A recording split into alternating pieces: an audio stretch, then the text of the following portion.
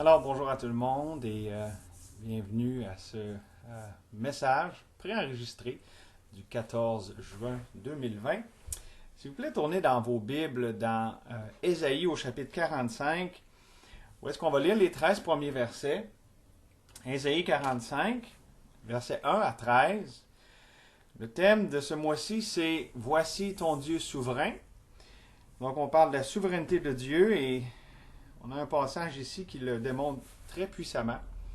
Dans Ésaïe 45, ici, on peut lire à partir du verset 1. « Ainsi parle l'Éternel à son oint, à Cyrus, qu'il tient par la main pour terrasser les nations devant lui et pour relâcher la ceinture des rois, pour lui ouvrir les portes afin qu'elles ne soient plus fermées. Je marcherai devant toi, j'aplanirai les chemins montueux.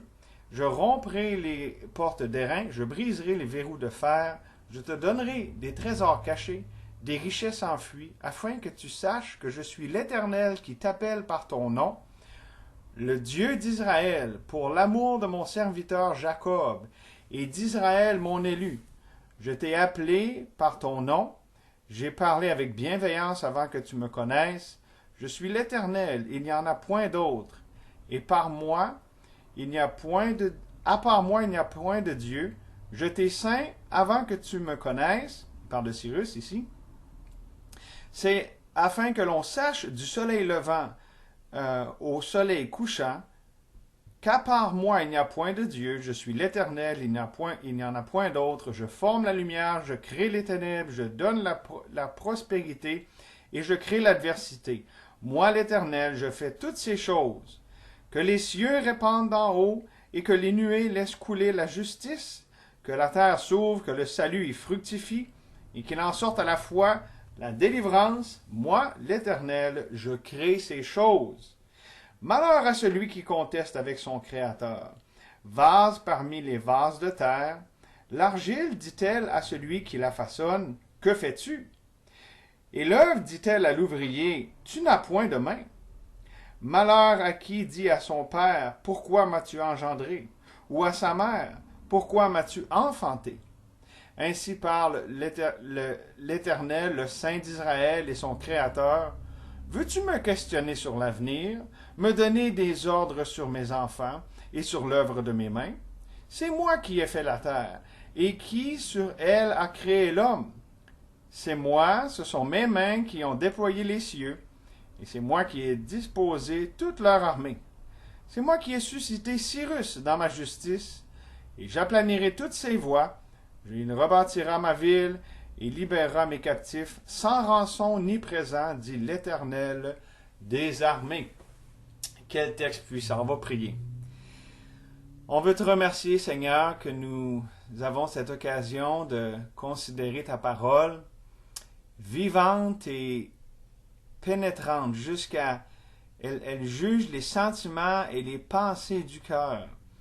Seigneur, qu'elle puisse séparer en ce qui est de nous et de toi dans nos pensées, afin que tu amènes toute pensée étrangère à Christ, captive à l'obéissance de Christ. Seigneur, enseigne-nous ta souveraineté. Enseigne-nous à se soumettre à toi qui es haut et élevé, dans une position exaltée et unique au-dessus de toute ta création et de toutes choses. On te prie, Seigneur, que tu puisses nous enseigner, nous transformer par ces vérités. Au nom de Jésus. Amen. Alors, on a un beau texte des Écritures, mais surtout, je dois commencer en vous parlant par rapport au thème du mois sur la souveraineté de Dieu. Je dois vous avouer que j'ai beaucoup lutté dans l'appréciation, dans l'acceptation de cet attribut de Dieu dernièrement, avec la situation, les événements actuels, parce que, un peu comme ici le vase, l'argile dont il est question au verset 9, j'ai été celui qui a dit à l'Éternel, à celui qui le façonne, « Que fais-tu? » Alors, pas besoin de vous dire qu'évidemment, tout ça, c'est humiliant, mais aussi, il y a quelque chose de merveilleux là-dedans. Ça m'a humilié, mais aussi ça m'a émerveillé. Et je veux, il faut comprendre que cette souveraineté de Dieu, c'est elle qui, en ce moment, fait qu'on considère la souveraineté de Dieu. Comme par hasard, avec toute la crise et tout ça, on arrive au mois de juin à parler de la souveraineté de Dieu. Et donc, tout ça, vraiment, ça montre comment c'est vrai que Dieu est souverain et au contrôle. Mais je vous disais que c'était humiliant de par mon expérience personnelle parce que Dieu me rappelle, avec toutes ces choses, que je suis insensé de regimber contre sa providence, contre les voies que lui décide de nous faire passer, puis de manquer ainsi la leçon principale que je suis simplement un vase dans la main du grand potier, qui me façonne à l'image de Christ, et toute résistance est simplement inutile, et un manque de foi, c'est de l'incrédulité par rapport aux voies incompréhensibles de Dieu. Mais aussi, c'est merveilleux de voir comment Dieu est souverain. Quand je regarde particulièrement au verset 8, que les cieux répandent d'en haut et que les nuées laissent couler la justice et que la terre s'ouvre et que le salut fructifie. Voyez-vous toute l'image d'abondance ici, puis ça dit ensuite, et qu'il en sorte à la fois la délivrance. Moi, l'Éternel, j'ai créé ces choses. Vous savez, ça m'émerveille de voir comment Dieu est souverain et comment il change le mal en bien, comment il peut se servir de toutes choses pour sa gloire. Et comment Dieu fait couler la justice, fait fructifier son salut à travers les choses qu'il permet. Parce que mes amis, la délivrance de la grâce de Dieu ne pousse pas sur les sommets élevés de l'aisance et de la facilité, mais plutôt dans le creux de la vallée, de l'affliction, du désespoir, du découragement, là où Dieu fait pousser ses plus grandes et ses plus précieuses promesses. C'est tellement vrai. Encore une fois, on voit comment Dieu est ce qu'il dit être. Et on l'apprécie encore plus lorsqu'on le vit dans notre propre peau.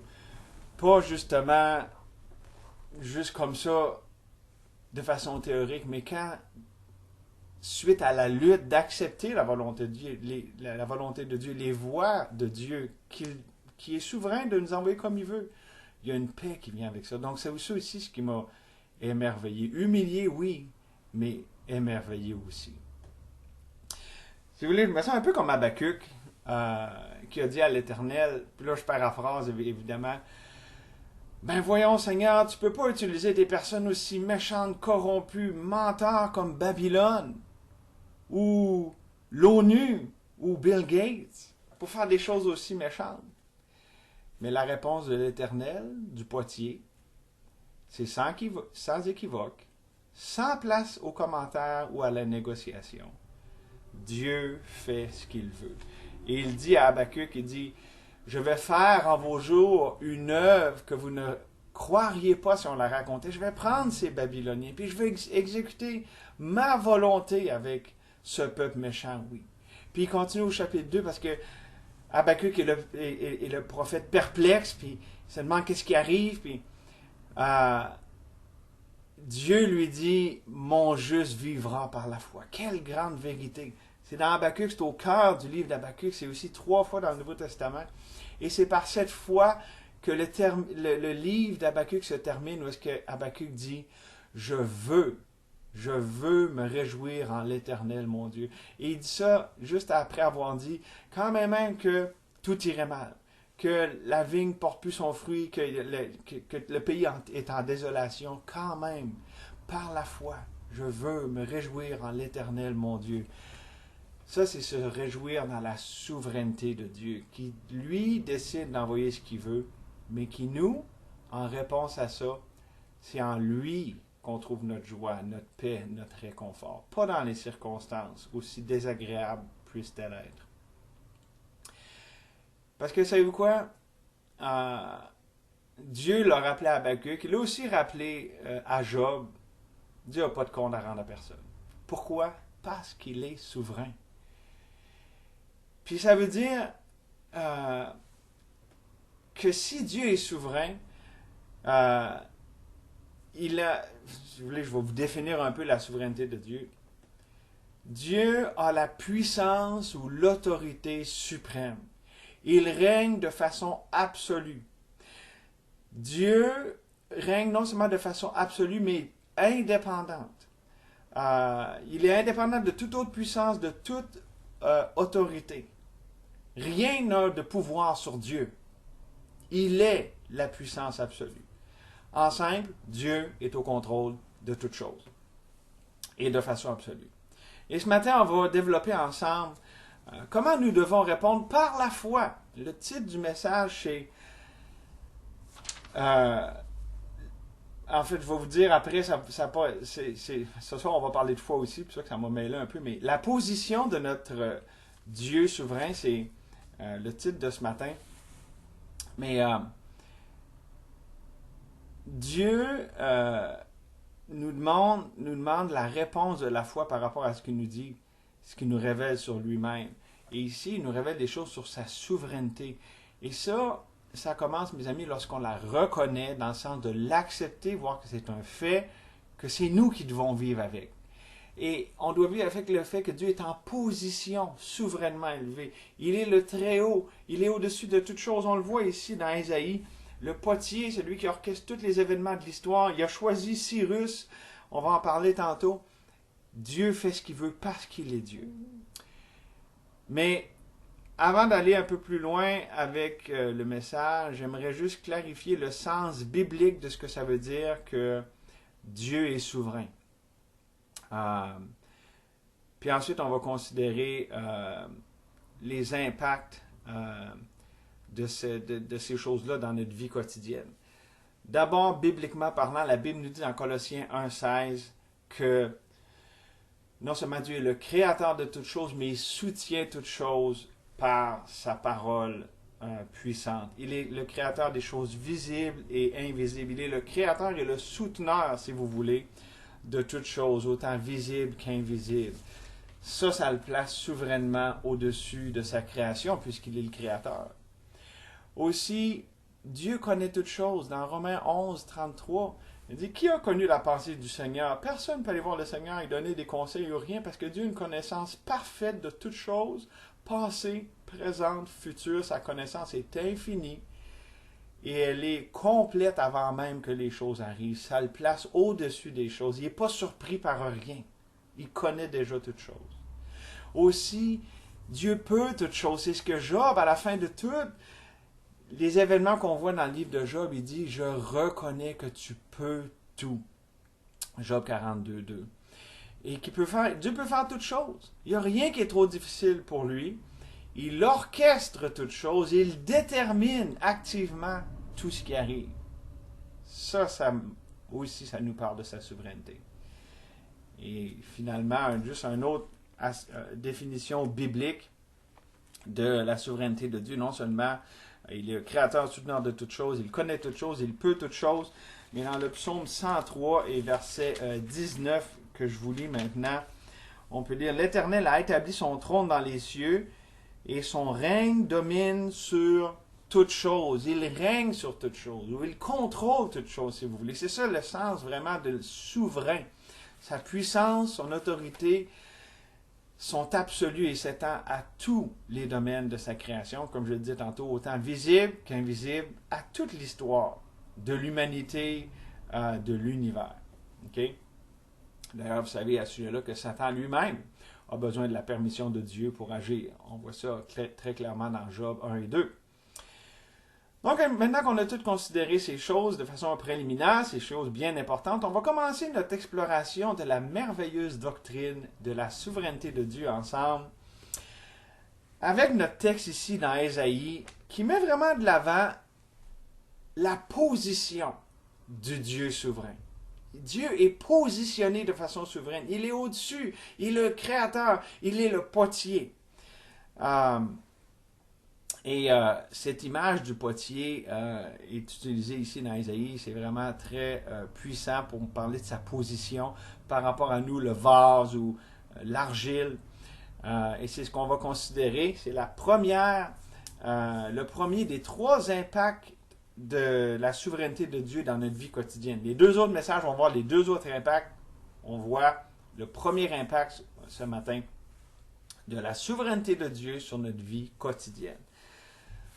Premier impact, de par sa position, Dieu en appelle à notre soumission. De par sa position souveraine, Dieu en appelle à notre soumission. On a lu Ésaïe 45, 1 à 13. Le contexte ici nous aide à comprendre le texte. Ça donne une lumière importante sur ce premier impact qu'on voit sur notre vie quotidienne, de nous amener à nous soumettre à Dieu. Le chapitre 45 et les chapitres suivants mettent beaucoup en parallèle la justice et le salut de Dieu. Deux choses qui sont en tension dans la parole de Dieu. Et de par leur nature même, parce que si Dieu est juste et qu'il n'excuse pas le péché, comment peut-il sauver des pécheurs injustes? C'est le grand dilemme qui est présenté dans Romains 3, 26. Où est-ce que c'est résolu en Jésus-Christ, c'est résolu à la croix, où est-ce que ça dit que Dieu, par la croix, peut demeurer juste tout en justifiant celui qui a la foi en Jésus-Christ. Parce que c'est pas dans nous-mêmes qu'on a une justice à présenter à Dieu, mais c'est la justice de Christ qui nous est imputée. Donc Dieu demeure juste tout en justifiant celui qui a la foi en Christ. Et on a dans Ésaïe ici, parce qu'Ésaïe c'est le prophète messianique, il y a justement toute cette question de la justice puis du salut de Dieu dans Ésaïe, c'est beaucoup de l'avant parce que ça met beaucoup de l'avant l'œuvre de Christ. Et tout au long de cette section, Dieu est présenté comme celui qui est souverain, qui est haut, qui est élevé. Il y a une position souveraine. Non, c'est pas juste dans notre texte de ce matin, mais le reste de ce qui suit par la suite. Parce que Dieu veut démontrer qu'il est au contrôle absolu de toutes les choses, tous les événements, toute l'histoire par rapport à Israël, puis l'actualité qui arrivait à l'époque d'Ésaïe lorsqu'il a écrit ces choses, et aussi pour le reste de l'histoire. Donc, Ésaïe 45, ça l'ouvre cette section-là en nous présentant Dieu comme le souverain suprême sur les nations. Et qui se glorifie en utilisant Cyrus, parce qu'on sait que, bon, Ésaïe est un prophète juif qui parle aux Juifs, puis l'histoire de l'Ancien Testament, c'est centré autour de la nation juive, le peuple élu de Dieu, la postérité d'Abraham, duquel on fait aussi partie par la foi. Nous avons été greffés, mais ici, Dieu montre comment sa souveraineté n'est pas juste limitée à une nation, n'est pas juste limitée à la postérité d'Abraham, mais à toutes les nations. Ici, il parle de Cyrus. Au verset 1 et au verset 13, on a lu son nom. C'est intéressant de savoir qu'Ésaïe a écrit avant même la naissance de Cyrus. Évidemment, ça nous parle aussi de celui qui connaît tout, qui est souverain. Il n'était pas surpris de la naissance de Cyrus. En fait, il l'avait même oint. Et ça nous dit ici, verset 1, « Ainsi par l'Éternel sur son oint ». Oint ici, littéralement, ça veut dire, c'est pas un bon Québécois qui dit oui, là, oint, mais ça veut dire le Messie. Ou même, il est présenté comme le berger. Regardez 44, 28, juste avant. Je dis à Cyrus, il est mon berger. Comment ça, Dieu parle comme ça d'un roi païen? Parce que Dieu l'avait choisi. Dieu avait déterminé, avait annoncé à l'avance, bien avant sa naissance et son ascension, qu'il allait utiliser cet homme comme son rédempteur.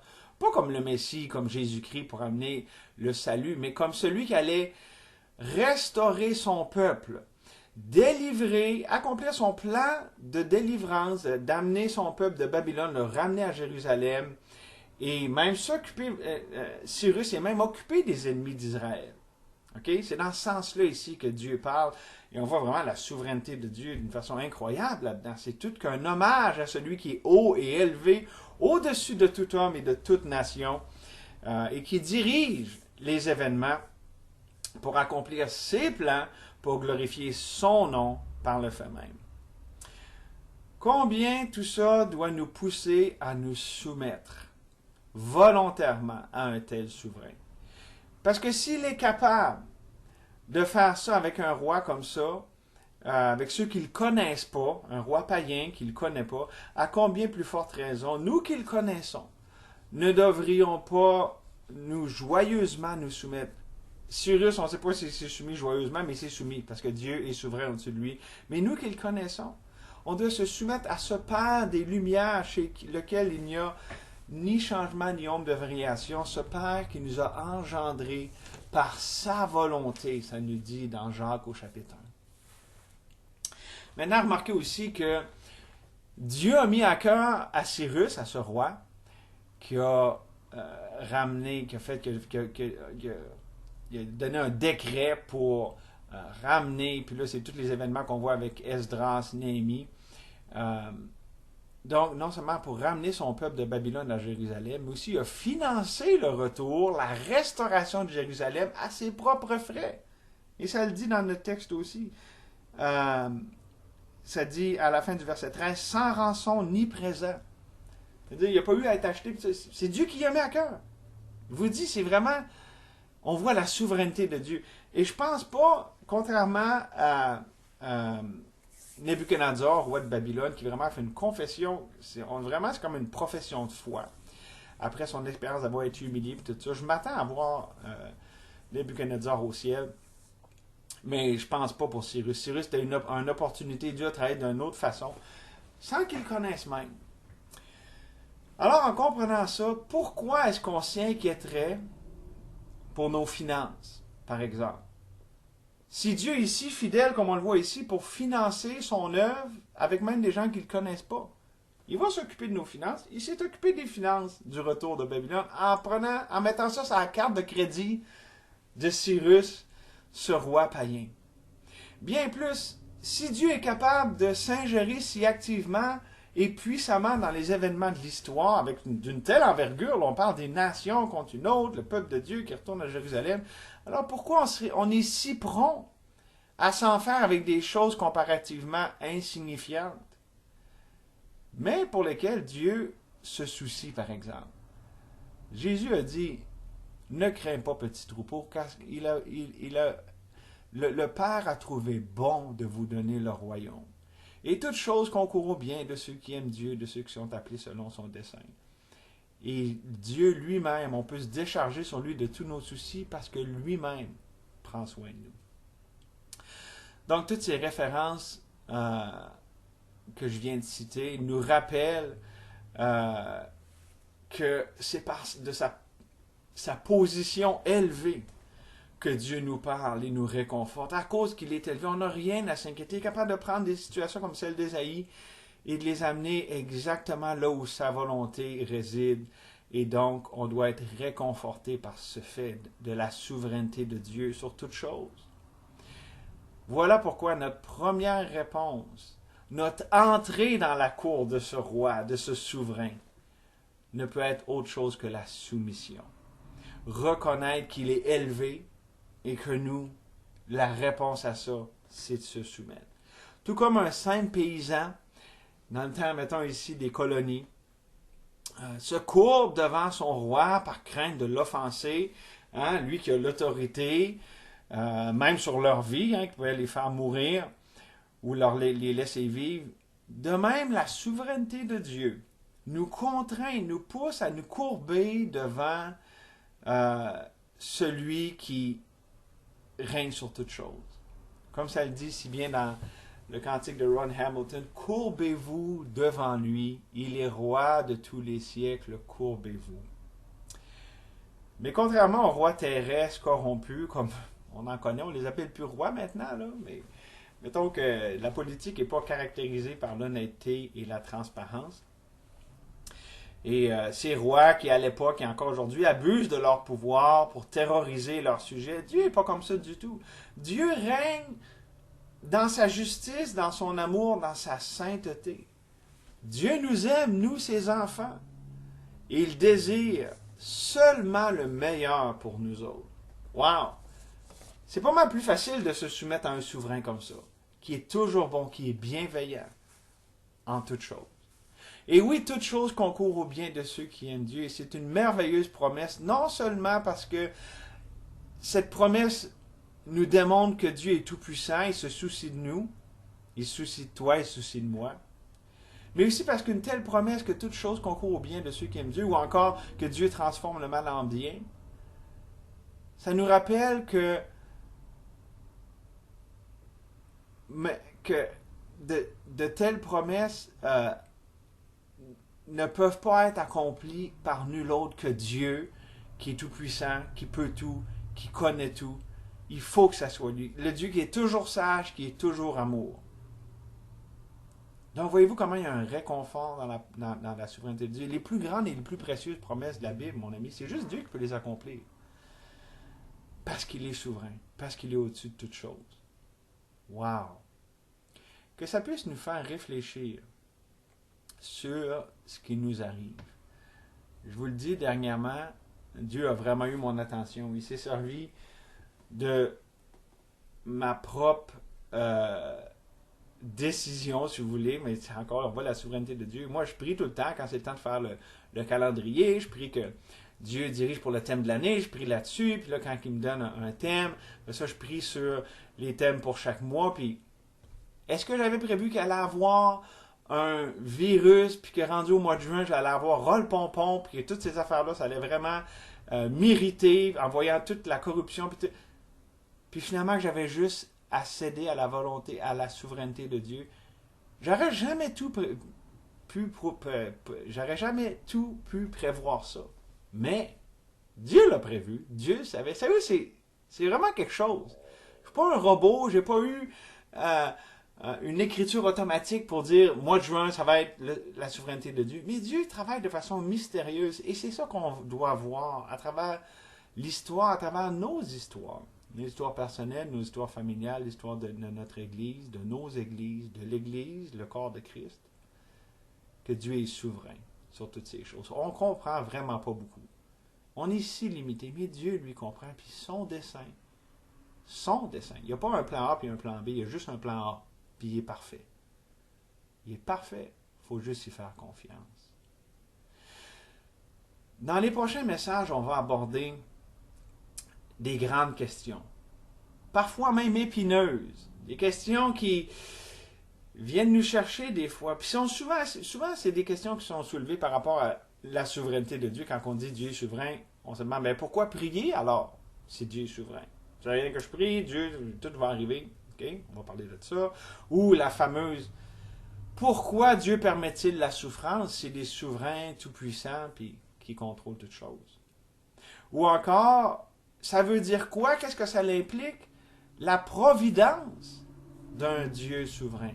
Les choses qui permettent tout ça. Puis je ne vais pas répondre à ça maintenant, on va le faire dans les prochains messages. Mais avant de poser toutes ces questions-là, aujourd'hui on commence avec ce qui est obligatoire avant de considérer tout ça, notre position face à sa position. Dieu a une position souveraine, élevée, au-dessus de toute chose. Il est le potier. Nous sommes l'argile, les vases de terre. Et qui est-ce qu'on est pour dire à celui qui nous façonne, que fais-tu? Ça, c'est la question fondamentale. Parce que ça va déterminer toutes les autres. Pourquoi prier? Pourquoi la souffrance? Pourquoi la providence de Dieu prend telle ou telle direction? Si je reconnais en partant que Dieu est élevé au-dessus, que moi, je suis sous Dieu et que je me soumets, la position de Dieu oblige notre soumission. C'est le point de départ obligatoire. Regardez dans nos vies lorsque ça se met à aller mal, avec des personnes, avec des circonstances, c'est parce qu'on sort de cette position. C'est parce qu'on dit à celui qui nous a créés, que fais-tu? C'est pas plus compliqué que ça, mes amis. C'est ça, tout le temps, on regime contre les aiguillons de la souveraineté de Dieu. Dieu a le droit de faire ce qu'il veut. Dieu a le droit de prendre un job, un homme exceptionnel, et le faire passer par le chemin par lequel il est passé. Il a le droit. Il n'y a pas de compte à rendre à personne. Mes amis, ces choses-là vont contre notre nature la plus fondamentale. C'est pour ça qu'il faut passer par là en premier. Donc, ça ramène à notre texte ce matin qu'on a considéré. Et le constat de départ avec lequel je vous ai fait ma confession, sur lequel j'ai eu mes luttes ces derniers temps. Malheur à qui conteste avec son Créateur. Vase parmi des vases de terre. L'argile dit-elle à celui qui la façonne, que fais-tu? L'œuvre dit-elle à l'ouvrier, tu n'as point de main. Malheur à nous si on persiste dans une telle attitude. Parce que, soyons honnêtes, je vous ai confessé que j'ai tombé là-dedans, mais par la grâce de Dieu, je n'ai pas persisté là-dedans. On doit être honnête, on tombe tous dans ce piège, dans cette tendance de dire à Dieu, pourquoi tu fais ça, je suis pas content, j'aime pas ça, puis de vouloir dire à Dieu comment il devrait runner les choses, comme on dit en bon québécois.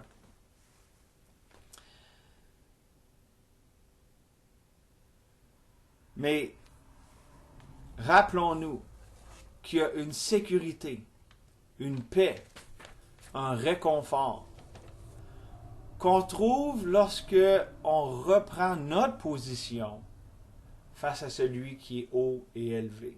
Il y a une paix, il y a un réconfort, il y a une joie. Il y a une grande liberté dans le fait d'accepter. Pour prendre un terme qui est utilisé de nos jours, faire du lâcher-prise. Laisser Dieu être Dieu. J'appelle ça le lâcher-prise de la foi. Juste par la foi de dire, OK, Dieu l'a décidé comme ça, je vais l'accepter. Je comprends pas, j'aime pas ça, c'est pas selon ce que moi j'aurais voulu, mais Dieu a décidé comme ça, je vais l'accepter. Maintenant, on a le droit de prier puis de dire à Dieu ce qu'on pense de ça puis tout ça. Mais au bout du compte, on enlève toute résistance face à cette... la prière fait partie de notre soumission à Dieu. Hein, un peu comme Jésus dans le jardin. Que cette coupe s'éloigne de moi. Mais, non pas ma volonté, mais la tienne. Donc, on peut exprimer, Dieu, je veux pas cette coupe. Mais que ta volonté souveraine s'accomplisse et non la mienne. Parce que la nôtre n'est certainement pas souveraine. Et ça, mes amis, lorsqu'on a cette attitude-là, ça nous place sous le règne bienveillant de celui qui est bon, qui est amour et qui est capable de changer le mal en bien, qui est capable de faire concourir toutes choses au bien de ceux qu'il aime. Alors faisons-lui confiance. Et un dernier mot pour ceux qui ne connaissent pas Jésus comme leur sauveur personnel et qui écoutent ce message. Le salut, c'est de se placer sous l'autorité de celui qui ordonne de croire, de celui qui a envoyé son Fils afin de mourir pour nous qui devaient mourir. Notre substitut, lui juste, meurt pour les injustes. Alors, c'est pour ça que vous devez croire. Si vous croyez en vous-même pour vous-même gagner votre ciel, si vous placez votre confiance dans votre justice, vous rejetez le roi souverain qui a envoyé son propre Fils pour mourir pour vous. Quelle offense au plus grand œuvre d'amour, le plus grand acte d'amour que j'ai jamais eu dans l'humanité. De grâce, considérez Jésus-Christ, confiez-vous en lui pour le salut de votre âme. C'est le seul par lequel vous pouvez être réconciliés. Nous vous en supplions au nom de Jésus-Christ, soyez réconciliés avec Dieu par Jésus-Christ, son œuvre parfaite. On va prier. Seigneur, on te remercie qu'on a pu s'arrêter avec un si beau texte de ta parole, le considérer aussi à la lumière de d'autres merveilleuses promesses, Seigneur, et quel grand attribut puissant qu'on considère dans ce mois de juin, ta souveraineté. Tu es au contrôle de toutes choses, tu sais toutes choses, Seigneur, tu es absolument indépendant de toute contrainte, de tout pouvoir. Il n'y a rien qui s'exerce sur toi. Tu ne subis aucun pouvoir de personne. C'est toi qui dirige toutes choses. Et Seigneur, ça demande notre confiance. Ça demande qu'on croit que tu es bienveillant, que tu sais ce que tu fais. Seigneur, tu vois comment on a de la misère avec ça. Mais montre-nous comment c'est insensé. Tu m'as montré comment c'est insensé de regimber contre tes voies. Premièrement, ça ne sert à rien. Ça nous détruit. Ça nous rend misérables. Et ça nous sépare de ta paix, de ta joie, de tes réconforts uniques qu'on trouve lorsqu'on se soumet à toi. Seigneur, ces choses-là ne sont pas en nous-mêmes. C'est pas dans notre nature humaine de penser comme ça, de croire comme ça, mais on vient à toi, Seigneur, parce que on veut se confier en toi. On vient bien faible que nous sommes, nous appuyer sur ta force, nous réconforter sous ton aile. Merci que tu es ce Dieu bon, compatissant. Merci qu'encore tu appelles les gens à la croix aujourd'hui. Et tu ordonnes, tu es souverain, tu es le roi, tu ordonnes de croire à celui que tu as envoyé, ton Fils unique, Jésus-Christ. Que ceux qui écoutent ce message, qui ne sont pas encore lavés dans le sang de l'agneau, puissent aujourd'hui mettre leur foi dans son sacrifice. Seigneur, fais toutes ces choses pour glorifier ton nom, montrer comment tu es bon, tu es vrai, tu es souverain. On prie ces choses au nom de Jésus. Amen.